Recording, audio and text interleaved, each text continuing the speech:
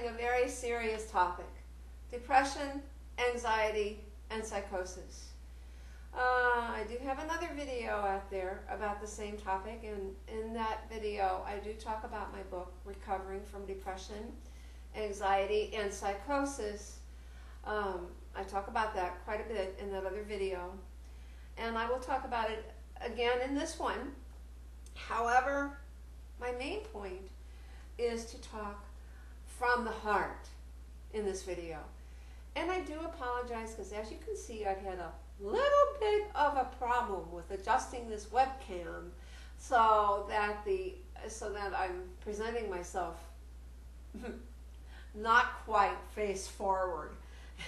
It took me almost 20 minutes to get this, so I think that this is what we're going to have to work with for the time being. So bear with me, please. Now, as I said, this is a very serious topic. In the previous video, I had a prepared script. I have no idea. Well, I have some idea, but I don't have a total idea of what I'm going to be talking about right now, because it is from the heart. I'm now 69 years old. When I was 16, I was called into the principal's office at Ursuline Academy in Kirkwood, Missouri. And I was told that unless I sought psychiatric help immediately, I would probably degenerate into schizophrenia, which is the worst of the psychotic disorders. People who are schizophrenic routinely see things that are not there and hear voices that are not present.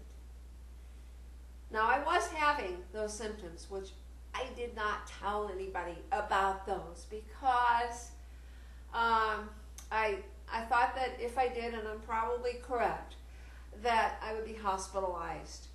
And in the 50s and the 60s, mental hospitalization was not fun.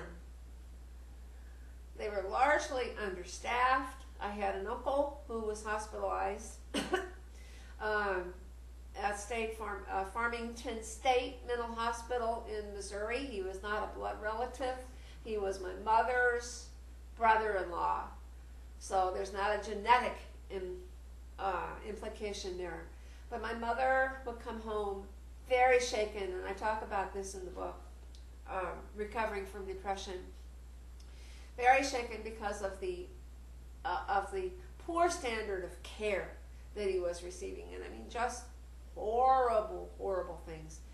I was symptomatic at the time, and so I was definitely not going to tell anyone that I was seeing things and hearing things. And having huge panic attacks. And on this, I'm speaking from the heart with this. I may get weepy. In fact, I probably will get weepy. I'm getting a little teary right now. I thought about suicide many times. I was nearly housebound. It took huge determination to get out of the house every day. I never became completely housebound, but that could have easily happened. It would have disrupted everything, as you can imagine. It would have disrupted school life, academic life, which is the same as school life.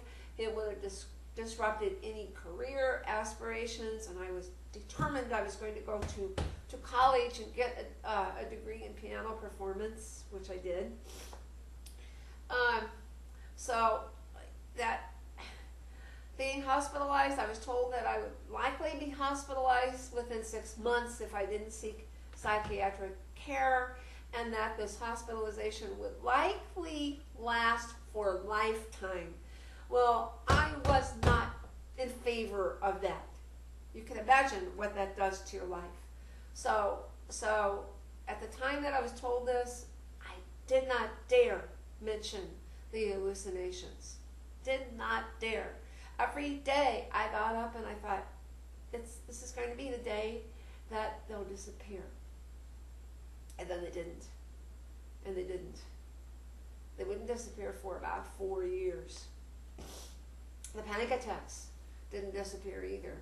The major depression didn't disappear either. But there was one thing that kept me going, and that was my strength in my music. 2 things actually. 3 things actually when I think about it. My strength in my music, my family, and my faith. So I'm making this video and I have written the book because I want to give you hope. I just, you know, I've had 50 years go by since this happened. And I can tell you, if it's not directly face forward, I can tell you that if you're going through this, don't give up. Please don't give up. Hold on to every thread of hope that you can. My grandmother, to whom I was extremely close, she used to say, tomorrow will always be a better day. And I would get up every day and think, today is going to be a better day, and then it wouldn't be.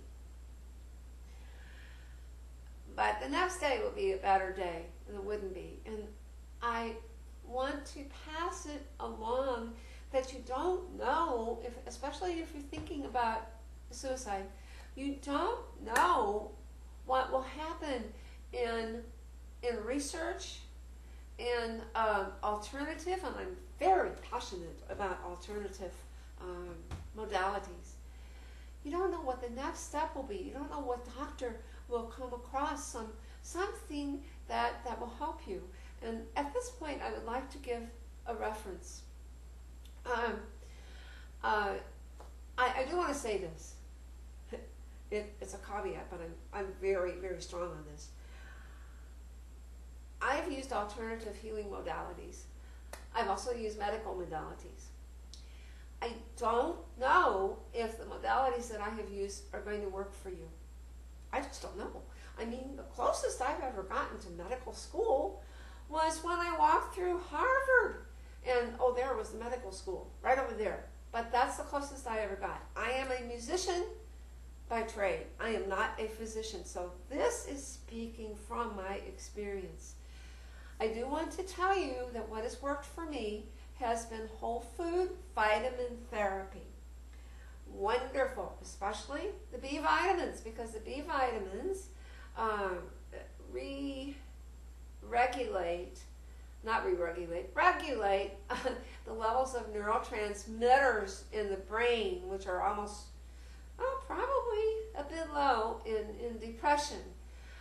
I have also taken thyroid medication, and I take 2 pills a day of a supplemental thyroid medication called T3, which has been phenomenal in restoring my mental focus. So I also had an iodine, and I will say this slowly, iodine loading test done. Not my favorite test in the world, but I was found to have unusually low levels of iodine. Once that was corrected, I got my sleep back, I got my mood back, I got at least part of my concentration back, I got hope back from simply having iodine replacement. I didn't realize that at 59 there could be this much going on for me that could further improve my health. So again, I want to encourage you, do not give up. Be persistent in advocating for yourself in your health care.